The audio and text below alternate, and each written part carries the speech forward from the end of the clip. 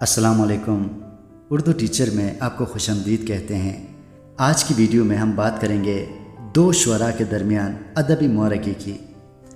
یہ معرکہ خواجہ حیدر علی آتش اور امام بخش ناصر کے درمیان تھا۔ ان دونوں شعراء کا دور اردو شاعری کا زرین دور تھا۔ ان سے قبل انشا اور مصحفی کے درمیان بھی ادبی چشمک نے جنم لیا تھا، جنہوں نے ایک دوسرے کے خلاف شرمناک شاعری کی تھی۔ آتش اور ناسخ نے ادبی چشمک میں گندی شاعری کا سہارا نہیں لیا، بلکہ تہذیب کے اندر رہتے ہوئے شاعری کرتے رہے۔ دونوں شاعر لکھنؤ میں تھے اور لکھنؤ دو حصوں میں منقسم تھا۔ ایک حصہ آتش کا جانبدار، دوسرا ناسخ کا طرفدار تھا۔ جب بھی مشاعرہ ہوتا تو دونوں شاعر ایک دوسرے کی ضد میں پورا زور لگا کر اشعار لکھتے کہ کلام بے مثال ہو۔ ان کے معرکے کے تذکرے سے پہلے میں بہت مختصر انداز میں دونوں شعراء کا تعارف کرتا ہوں۔ شیخ امام بخش ناسخ 1772 کو فیض آباد میں پیدا ہوئے۔ ایک رئیس میر کاظم علی نے ان کو اپنا بیٹا بنا لیا۔ ان کے انتقال کے بعد خاصی دولت ناسخ کے ہاتھ آئی۔ لکھنؤ میں اپنی زندگی عیش و آرام سے بسر کی۔ 1838 کو وفات پائی، لکھنؤ میں دفن ہوئے۔ اردو ادب کو ضخیم دیوان عطا کی۔ جبکہ خواجہ حیدر علی آتش 1778 کو فیض آباد میں پیدا ہوئے، تعلیم و تربیت باقاعدہ حاصل نہ کر سکے۔ 1846 میں انتقال ہوا۔ انتہائی سادہ زندگی بسر کی، کسی دربار سے تعلق نہ رکھا۔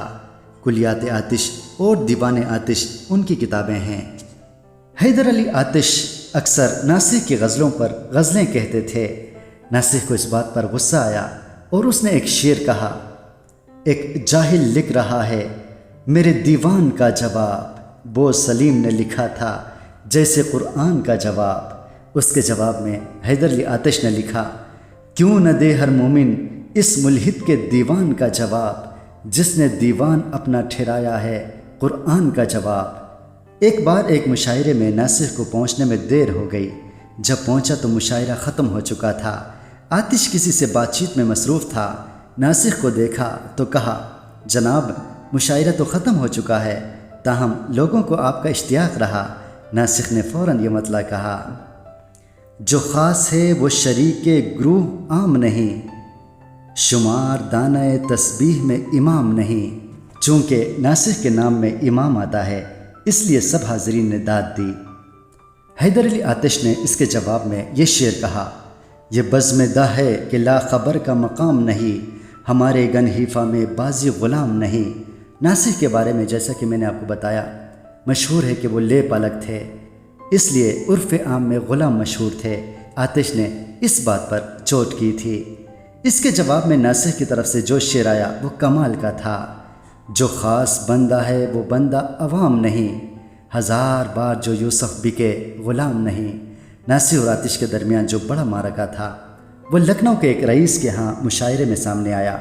رئیس ناسخ کے معتقد تھے، اس لیے ناسخ کو پہلے مصرع بھیجا کہ اس مصرعے پر شعر کہنا ہے، اور آتش کو آخری دن مصرع بھیجا تاکہ وہ پیچھے رہ جائے اور جو شاہی خلعت ہے وہ ناسخ کو مل جائے۔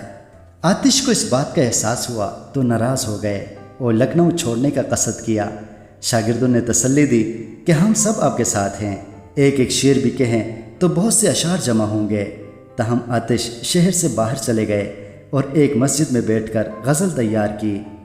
ایک قرابین بھر کر مشاعرے میں پہنچے اور ناسخ کے بالمقابل بیٹھ گئے۔ وہ بار بار قرابین اٹھاتے اور رکھ دیتے، ایسا لگتا تھا جیسے وہ ناسخ پر وار کر دے گا۔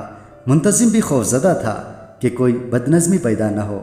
جب آتش کی باری آئی تو ناسخ کی طرف اشارہ کر کے یہ مورکۃ الآراء مطلع پڑا: سن تو صحیح جہان میں ہے تیرا افسانہ کیا، کہتی ہے تجھ کو خلق خدا غائبانہ کیا۔ مطلع ایسا تھا کہ محفل میں غلغلہ بلند ہوا اور دوسری طرف سناٹا چھا گیا۔ اس پوری غزل میں ناسخ پر چوٹ کی گئی۔ ناسخ دم بخود بیٹھے سن رہے تھے۔ شاگردوں کو بھی خوف تھا کہ کہیں بدمزگی پیدا نہ ہو۔ آخر اعلان ہوا کہ دوسری خلعت بھی لائی جائے۔ دونوں شعراء کو خلعت پہن کر محفل سے رخصت کی گئی۔ آتش و ناسخ کے درمیان یہ نوک جھونک ان کی موت تک جاری رہی، لیکن دونوں شعراء ایک دوسرے کی مخالفت میں तहजीब से बाहर कभी नहीं हुए। मोहतरम सामीन, ये थी हमारी आज की वीडियो।